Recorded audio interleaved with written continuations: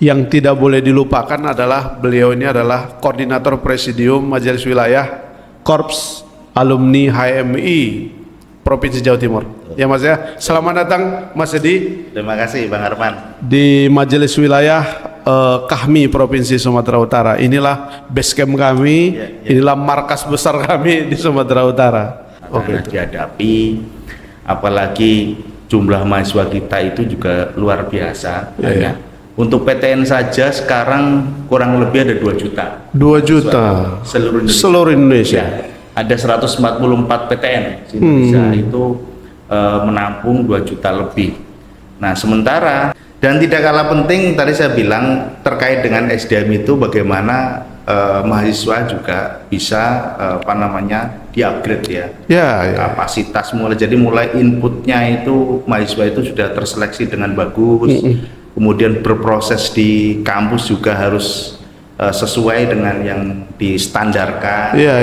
Sehingga outputnya itu tentu sesuai dengan yang diharapkan. Standar tinggi lah. Ya, begitu kira-kira. Dihadapi, apalagi jumlah mahasiswa kita itu juga luar biasa. Untuk PTN saja sekarang kurang lebih ada 2 juta. 2 juta seluruh Indonesia. Ada 144 PTN di Indonesia itu menampung 2 juta lebih. Nah, sementara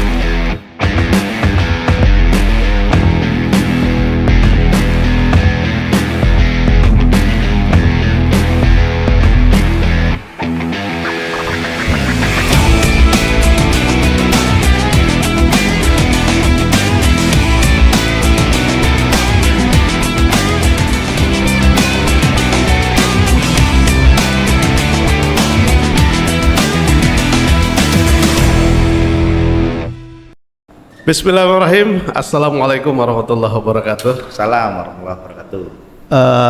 Bertemu lagi kita di Nasi Umat Podcast, di mana Nasi Umat ini merupakan channel. Ada beberapa kegiatan-kegiatan sosialisasi di dalamnya. Salah satunya adalah podcast, di mana dalam podcast ini kita selalu mencoba membahas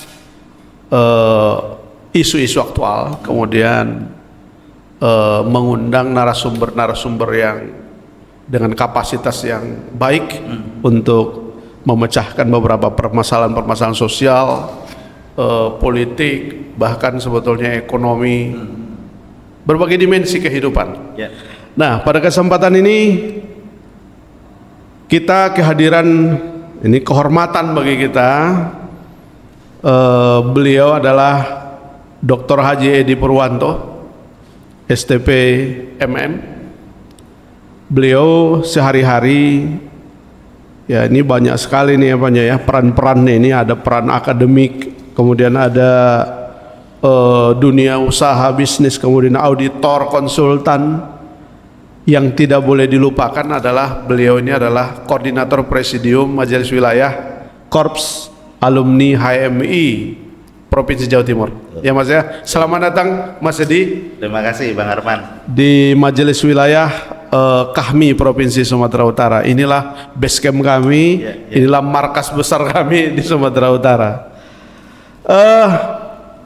Mas Edi, apa ceritanya, angin apa yang sedang berhembus sehingga Mas Edi sampai di capital of Sumatera Utara ini? Apa ceritanya Mas? Baik Bang Arman, alhamdulillah, terima kasih sekali. Malam hari ini secara tidak sengaja tadi diculik ini sama Bang Arman, niatnya silaturahim, niatnya datang langsung diculik ke ruang podcast ini. Masya Allah. Apa cerita Mas? Jauh-jauh dari apa nih? Dari Malang ya? Iya, dari Malang. Jadi kebetulan kita ada kegiatan di Universitas Sumatera Utara. Oke, di USU. Di USU. Jadi kegiatan MRPTNI. Jadi apa itu Mas? Majelis Rektor Perguruan Tinggi Negeri se-Indonesia. Oke. Nah, cuma karena saya bukan rektor, jadi saya kapasitasnya sebagai undangan. Oh, undangan ya. Kalau undangan perannya apa dalam rapat kerja ini Mas? Ya, jadi kapasitas kami itu dalam rangka menyampaikan hasil silaturahmi nasional 3 badan usaha milik perguruan tinggi negeri Badan Hukum. Jadi sekarang ini kan kampus-kampus yang sudah berbadan hukum, istilahnya PTNBH itu masing-masing memiliki badan usaha, bentuknya bisa PT dan sebagainya. Nah, kami berkumpul nih ada 21 PTN. Satu PTN sudah melaksanakan kegiatan Silatnas 3 kali di IPB, kemudian di Unhas, yang ketiga di Brawijaya. Di Brawijaya. Nah, di Brawijaya kemarin tanggal 10 sampai 12. Nah, ini berkumpul 21 kampus. Nah, hasil Silatnas itulah yang kemudian kami sampaikan di forum MRPTNI. Kenapa? Karena kami sangat berkepentingan untuk menyampaikan terbentuknya forum ini dan juga bagaimana visi kedepannya di dalam rangka menopang kampus terutama PTNBH. Agak sedikit mengulas nih Mas Edi. Perbedaan model kampus lama dengan yang sekarang rupanya seperti apa sudah? Ya. Soalnya kalau di zaman saya ini kampus ini malah kalau berbisnis itu haram ya kan. Malah untuk membangun satu ruang-ruang kecil pun harus ada pihak kedua atau pihak ketiga dan seterusnya. Sekarang bagaimana itu Mas? Ya tentunya sekarang keberadaan kampus-kampus kita ini banyak sekali tantangan yang dihadapi, apalagi jumlah mahasiswa kita itu juga luar biasa. Untuk PTN saja sekarang kurang lebih ada 2 juta. 2 juta seluruh Indonesia. Ada 144 PTN di Indonesia itu menampung 2 juta lebih. Nah, sementara kalau mahasiswa masuk ke PTN berarti kan di situ juga ada pembiayaan dari negara. Iya betul. Ya kan? Dengan pembiayaan dari negara otomatis jumlah yang sangat besar itu ya konsekuensinya bagaimana kampus itu bisa menopang dengan baik. Konsekuensinya apa? Kalau tidak bisa memberikan topangan yang kuat, maka konsekuensi di pembiayaan UKT. Kalau dulu namanya SPP ya. SPP. Kalau saya dulu SPP. Sekarang UKT, uang kuliah tunggal. Nah, kalau zaman kita itu kan SPP itu kan masih sangat murah ya. Betul. Zaman saya aja 90-an itu. Kalau saya 180.000. Nah, sama ternyata. 180.000 per semester. Berarti kalau kampus yang tidak bisa membuat usaha yang sifatnya memproduksi uang di kampus, UKT lah yang kemudian dinaikannya. Konsekuensinya pasti di UKT. Dan belakangan ini mahasiswa banyak tersakiti dengan naiknya harga UKT, Mas. Ya, karena di saat kalau posisi kampus PTNBH itu konsekuensinya kan dianggap kampus itu sudah siap mandiri. Dengan siap mandiri otomatis pembiayaan bantuan dari pemerintah dikurangi. Subsidinya dikurangi. Nah, ketika subsidi dikurangi sementara kampus itu belum siap untuk menghasilkan pendapatan yang memadai, maka yang terjadi adalah tambah beban. Betul. Nah, beban itu kemudian konsekuensinya di UKT. Ini 21 kampus, Mas. Iya, ada 21. Itu semua sudah status PTNBH. PTNBH dari 144 PTN. Dari 144 ya. Sekarang 121. Berarti 21 baru yang status PTNBH ya. Betul. Dan USU juga termasuk ya. Termasuk ke kampus yang sudah berstatus PTNBH. Dan tantangannya memang harus bisa mencari uang juga. Betul. Agar mahasiswa tidak aksi akibat UKT itu ya. Betul. Disinilah peran strategis kita, bagaimana keberadaan badan usaha milik PTNBH itu bisa menunjukkan performanya sehingga mampu menghasilkan pendapatan yang diharapkan. Ini masalah leadership berarti ini masalah kepemimpinan, karena kalau ada kepemimpinan yang tidak punya dimensi berpikir bisnis, wah iya, karam juga ya. Berat. Makanya sekarang kan teman-teman yang sudah perusahaan punya perusahaan itu banyak meng-hire teman-teman dari profesional. Oh iya. Karena kalau tidak akan berat. Ya namanya perusahaan ya harus dikelola oleh orang. Karena akademisi pun tidak semua mampu di bidang Ya. apa ini ya, di bidang bisnis. Bahasanya itu punya makom sendiri-sendiri. Ya. Makom akademik, makom bisnis. Iya. Berarti core bisnis memang ada orangnya gitu Betul, kira-kira. betul. Dan itu bisa dibawa ke kampus ya untuk Ya. menjadi mitra ya. Betul. Ya memang harus begitu. Jadi perusahaan-perusahaan yang didirikan oleh kampus itu, maka konsekuensinya juga harus meng-hire orang-orang profesional Ya. supaya betul-betul bisa terkelola dengan baik, menghasilkan revenue, menghasilkan pendapatan yang bagus sehingga bisa disumbangkan pada universitas. Itu yang saya katakan peran kita menjadi sangat vital, sangat strategis. Nah, di forum kemarin itu kami sampaikan bagaimana kami punya visi, bagaimana kami bisa menjadi bukan hanya mitra tapi menjadi penopang utama di dalam memberikan pendapatan bagi universitas. Luar biasa. Ini menjadi informasi yang baru, terutama untuk kalau saya secara ini orang luar lah. Orang luar bagi saya mungkin ini adalah pengalaman yang baru, kemudian informasi yang baru. USU merupakan universitas kebanggaan Sumatera Utara. Tentu kami juga karena kader-kader kita juga banyak di sana, kita juga miris kalau misalnya mereka sampai tersakiti dengan UKT yang naik sedemikian rupa. Nah, bangganya kami sama USU ini karena rektornya juga kader, kader, dan kita harus kawal terus agar ini bisa tertolong. Dan alhamdulillah, ketika Mas Edi punya wawasan yang baik untuk pengembangan USU, tentu kami akan mengucapkan sangat banyak terima kasih. Mas Edi, selain daripada event yang Majelis Rektor PTN Indonesia tadi, mungkin Mas Edi entah dapat informasi atau tidak bahwa USU ini kan rencana mau go internasional, Betul. akan menjadi world class university. Apa yang bisa Mas Edi amati dari beberapa kunjungan Mas Edi di USU hari ini? Iya, oke.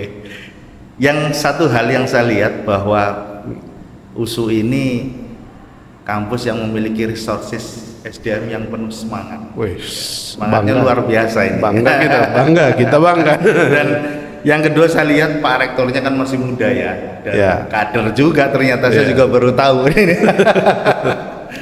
Nah, ini saya kira menjadi modal yang sangat bagus ketika punya visi untuk menjadi world class. Iya. Karena yang terpenting bagi sebuah entitas kampus kalau pengen menjadi kampus world class itu satu tentu di SDM. SDM ya. SDM. Jadi bagaimana SDM ini punya kapasitas mulai dari guru besar, rasionya itu kan harus di atas sentra. Dan berstatus doktor, berstatus guru besar. Yang kedua tentunya karya-karya ilmiah. Karya ilmiah ya. Karya ilmiah itu bukan sekedar diakui nasional, juga harus diakui secara internasional. Kalau standar di perguruan tinggi itu kan ada namanya Scopus ya. Scopus. Nah, itu kalau semakin banyak masuk ke situ dianggap punya reputasi. Prinsipnya mungkin ilmu tuh, keilmuan tuh update, begitulah kira-kira kan. Karena khawatirnya kita guru-guru besarnya ini nggak update juga keilmuannya, bahaya juga ke depannya kan. Betul. Kelasnya sudah dunia tapi ternyata belum maju wawasannya. Dan tidak kalah penting tadi saya bilang terkait dengan SDM itu bagaimana mahasiswa juga bisa di-upgrade ya. Kapasitas mulai inputnya itu mahasiswa itu sudah terseleksi dengan bagus. Kemudian berproses di kampus juga harus sesuai dengan yang distandarkan. Sehingga outputnya itu tentu sesuai dengan yang diharapkan. Standar tinggi lah. Ya, begitu kira-kira. Paling tidak kan 3 hal nih punya sektor yang harus diberi istilahnya tridharma. Pendidikan, penelitian, pengabdian masyarakat. Nah, kalau 3 hal ini kemudian bisa menjadikan sebuah gerakan bersama dan itu muncul bukan hanya di level nasional, apalagi internasional, mudah itu sudah dikatakan bahwa kampus ini siap menjadi kelas. Apalagi dharma keempatnya jalannya Mas. Itu, karena itu penting itu. Badan usahanya ya. Iya.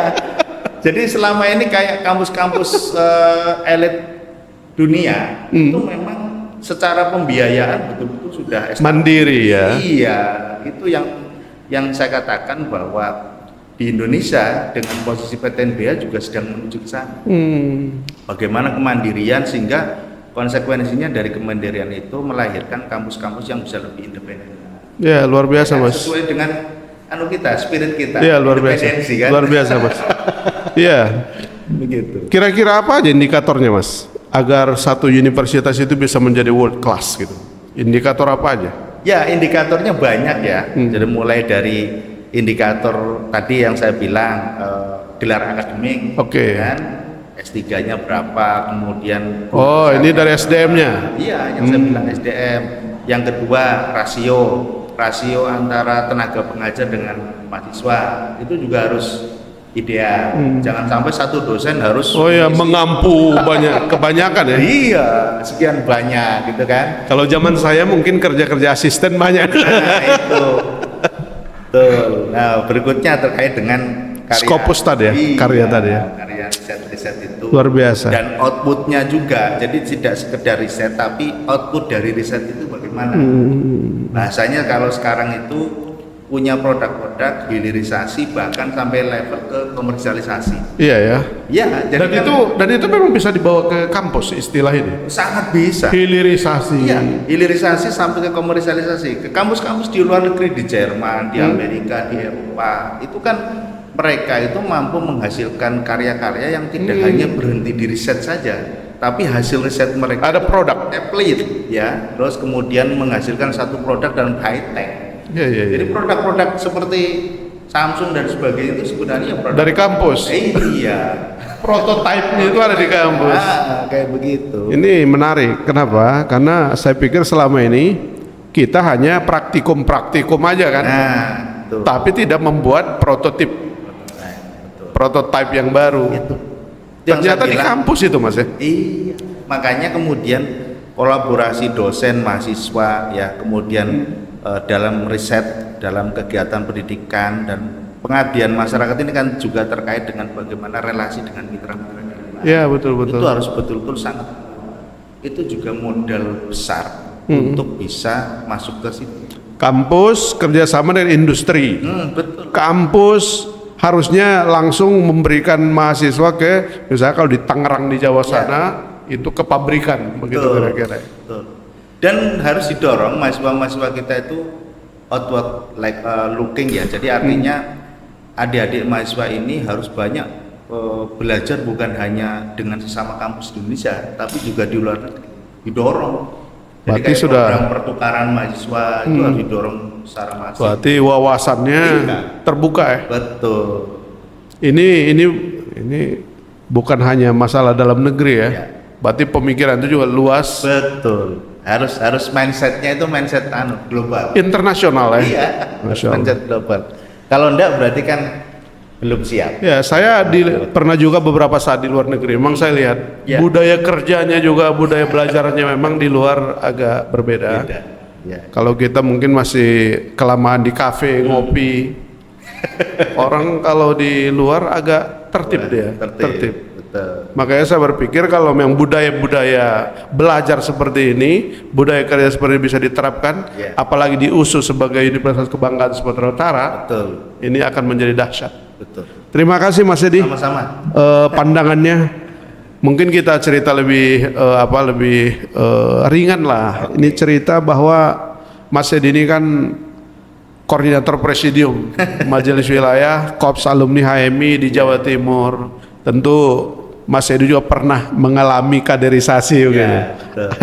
Gimana dulu cerita nostalgianya ini? Nostalgia dulu Mas. Ini kalau nostalgia itu 7 malam itu udah selesai. Tapi paling tidak begini deh. Saya itu betul-betul kepincut masuk HMI itu sebenarnya sebelum masuk kuliah. Ya. Malah sebelum masuk kuliah ya? Jadi kebetulan saya SMA itu memang sama orang tua itu sudah dikondisikan untuk banyak membaca. Oh gitu. Termasuk media. Nah, waktu di media saya masih ingat betul itu. Jadi ketum PBHMI waktu itu Bang Yahya Zaidin. Itu termasuk Anas juga itu di Badko. Itu kan banyak nulis tuh media. Betul. Di koran-koran. Saya lihat, di situ muncul, oh ini ketum PBHMI, ini ketua baru. Sehingga terpacu, oh ini kalau masuk HMI kayaknya jadi orang hebat.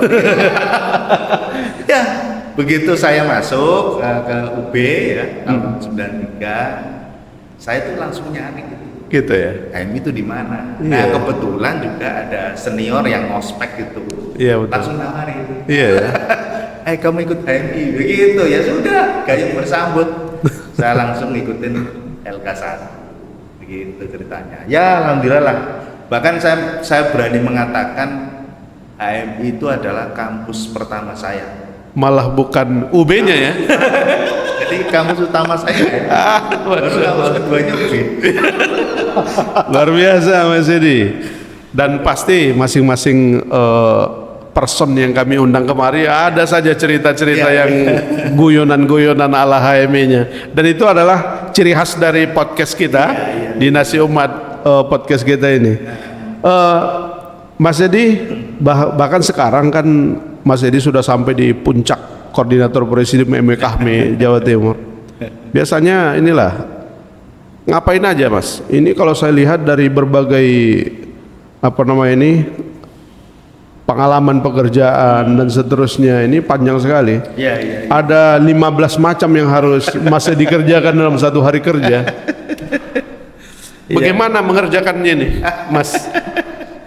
Ya karena sudah dididik sejak di HMI. Terus terang saya sangat-sangat berterima kasih pada HMI karena memang organisasi ini betul-betul membentuk saya. Oke. Mulai membentuk karakter, membentuk pola kerja, membentuk pola pikir dan sebagainya. Memanage waktu di situ. Sehingga ya hasilnya sekarang ini. Luar biasa. Dengan berbagai amanah yang saya terima, alhamdulillah lah, paling tidak amanah-amanah itu bisa kita jalankan. Luar biasa. Gitu ya.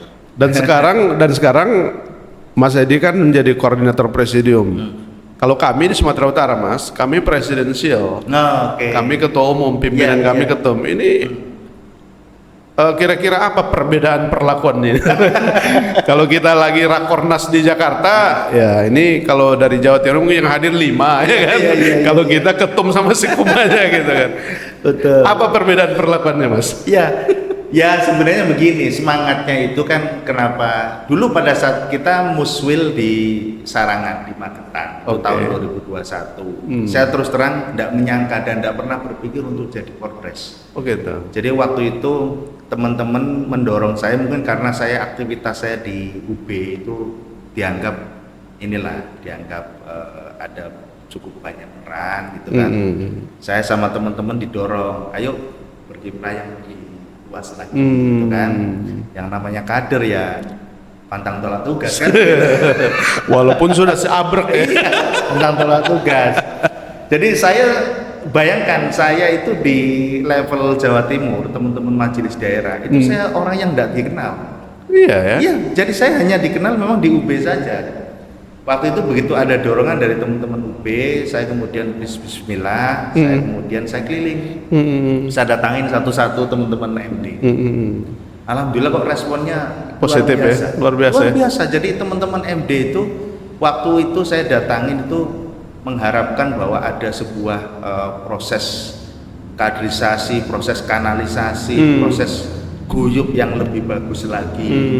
Sehingga ketika muswil ya itu tadi tidak disangka-sangka. Saya justru dapat amanah suara tertinggi waktu itu. Dan waktu itu di tata tertibnya masih mengusulkan agar tetap presidium ya Mas? Ya, ada sebenarnya sempat dinamikanya ada dua. Satu tetap presidium, yang kedua presidensi. Tapi kemudian forum akhirnya menyepakati bentuk presidium. Nah di presidium itu ya semangatnya adalah kolegial kan, bagaimana ada kerja bareng kesamaan. Makanya saya itu karena waktu itu sebagai mendapat suara tertinggi, ya saya pertama. Di tahun pertama, baru kemudian sekarang udah ganti korpres. Oh udah ganti ya. Jadi sudah. Oh dia tidak abadi ya korpresnya. Jadi selama 5 tahun itu dijabat oleh 7 orang terpilih. Oke. Di Ya. sana 7 ya. Ada 7 orang. Masya Allah, Itu Masya Allah. yang dimaksud dengan kolektif kolegial. Sehingga di forum-forum ya tidak ada masalah. Artinya ketika berangkat di kegiatan-kegiatan organisasi yang berangkat ya Korpres sama Sekop. Tetapi misalnya Korpres nggak bisa ya presidium yang lain. Oke, Jadi oke, begitu oke. udah. Artinya bisa saling mengisi lah. Saling mengisi. Kolegial. Ya masing-masing plus minus lah. Yalah. Jadi kalau model presidensial itu kan berarti plusnya ketika ada kegiatan yang sifatnya instruktif dan sebagainya cepat. Gitu Cepat, kan? ya. Nah kalau di presiden di presidium ya sekutu dirapatkan dulu. Biasalah. Paling tidak video conference. Mas Edi, ini tentang apa? Tentang kiprah MW kan. Biasanya kita kalau di era-era politik misalnya kan ini paling giat nih. Ya. Paling semarak kita Ya, ini kan ya, kalau yang namanya darah HMI walaupun sudah tua-tua sudah kami pokoknya kalau wawasan tetap main politik. Iya. Kalau Mas Edi kan selama ini mungkin segala bidang sudah di handle. Tapi pengen tahu juga peran-peran kami Jawa Timur dalam perhelatan demokrasi. Ya. Gimana yang lalu Mas di Pileg tuh? Ya alhamdulillah memang tadi saya katakan bahwa ketika saya berkeliling ke teman-teman MD itu saya mengusung satu tema yang berbeda dibanding mungkin teman-teman presidium yang lain ya. Saya banyak mengusung justru lebih ke tema-tema yang sifatnya kekaryaan. Oke. Kemudian tema-tema yang sifatnya kerja-kerja produktif, Usaha, bisnis, ya, kewirausahaan. Nah, itu karena apa selama ini teman-teman HMI kami itu kan memang sudah identik dengan politik kan. Nah, Memang iya. ya, tapi apa-apa yang saya usung itu bukan berarti kemudian hal-hal yang sifatnya politik dan sebagainya tidak diinikan. Tetap apalagi teman-teman kami yang di 6 presidium yang lain juga banyak konsen di situ. Oke. Beberapa anggota dewan, beberapa yang memang selama ini berhubungan politik sehingga narasi-narasi bahkan kerja-kerja politik tetap bergerak, Tetap jalan ya. berjalan. Artinya ada juga yang terpilih lah dari kader ya. Jadi misalkan nih kayak kemarin hajatan Pilpres, kemudian hajatan Pileg, ya paling tidak kita ada 4 kader yang di DPR. Alhamdulillah. Dan paling banyak dari Golkar itu. Golkar ya Mas. Memang kayaknya maaf cakap lah ya kan kalau gaya Medan kan Golkar tuh milik kita gitu. Korpresnya orang Golkar jadi akhirnya ke bawah itu ini semua ini kan gitu. Juga di penyelenggara. Jadi alhamdulillah ya, baik di KPU ya, daerah mulai Penyelenggara ya ikut juga ya. kemudian kabupaten kota itu alhamdulillah kader-kader terisi. Oh mantap. Mulai dari KPU sampai Bawaslu. Sampai ke bawah di tingkat Panwaslu. Ya PPK PPK gitu. luar biasa Ya Mas. paling tidak konsentrasi dalam hajatan-hajatan politik tetap terjaga. Sementara saya mencoba membuka ruang lain yang di luar itu, tapi ini juga bisa saling mengisi. Betul. Karena bakatnya yang politisi mana mungkin disuruh bisnis ya kan Mas. Iya. Orang cerita orasi ya. Makanya. Bakat orasi ya di dewan lah gitu lah kira-kira. Kalau bisa diajak ke ladang ayo. Iya. Jadi Mas untuk pemilu kada yang akan datang ini bulan November. Ya. Ini bakalan ada perhelatan besar akbar, bahkan kabupaten kota, Iya. provinsi juga akan main termasuk Jawa Timur. Apa yang kira-kira konstelasi yang terjadi di sana ini? Iya. Jadi kalau di Jawa Timur sendiri itu kan kita karena sudah menata ya, mulai dari infrastruktur penyelenggara pemilu, penyelenggara pilkada yang saya bilang tadi, KPUD, Bawaslu, PPK, itu, sehingga ya kami harus bekerja mendorong kader-kader untuk tampil di kontestasi pilkada, baik di tingkat provinsi maupun di tingkat kabupaten kota. Walaupun sebenarnya kalau kita petakan itu memang belum banyak yang teman-teman siap belajar di situ, tapi kami dorong terus. Artinya bagaimana kader-kader yang punya potensi kita dorong untuk bisa belajar di sana. Karena memang itu juga menjadi jalan yang sangat-sangat bagus. Iya betul. Ya kan? Betul. Untuk bisa ya turut memperbaiki, membangun daerah. Ya. Karena pada kenyataannya kalau untuk tingkat Pilpres malah 2 kadar terbaik Ya. maju ya kan. Itu betul. Rupanya belum rezeki lah untuk kesempatan ini ya. Ya. Oke, Mas Edi, apa yang Mas impi-impikan ini sebagai presidium lah ya di MW Kahmi? Apalagi selain daripada mengajak kawan-kawan atau saudara-saudara kita yang hijau hitam untuk berusaha, berbisnis, wirausaha, apalagi mimpi? Mimpi saya ketika saya mencalonkan sebagai presiden, yang pertama adalah saya ingin sekali bahwa kami ini menjadi rumah bersama. Oke. Ya karena Mas Amran tahu sendiri dengan berbagai macam karakter dan sebagainya, Betul. itu kita harus menjadi sebuah wadah bersama. Itu visi saya sebenarnya, bagaimana kami ini bisa menjadi rumah besar bersama HMI dan adik-adik. Kalau sudah, bahkan kan guyonanya begini, di HMI ini pinter kumpul tapi tidak bisa baris. Nah itu. Nah itu cita-cita saya, itu bagaimana setelah Ngumpul berkumpul, tapi bisa baris. Nah, Ngumpul dan tertib gitu.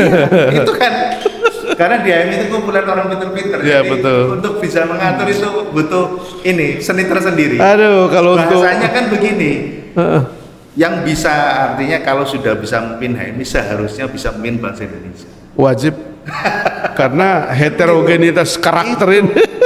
Itu di situ.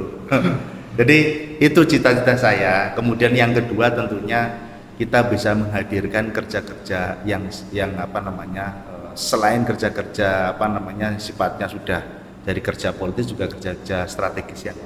Oke. Contoh nih, kami ketika muncul sebagai presidium, saya langsung mengusung bagaimana kita menggerakkan ekosistem halal.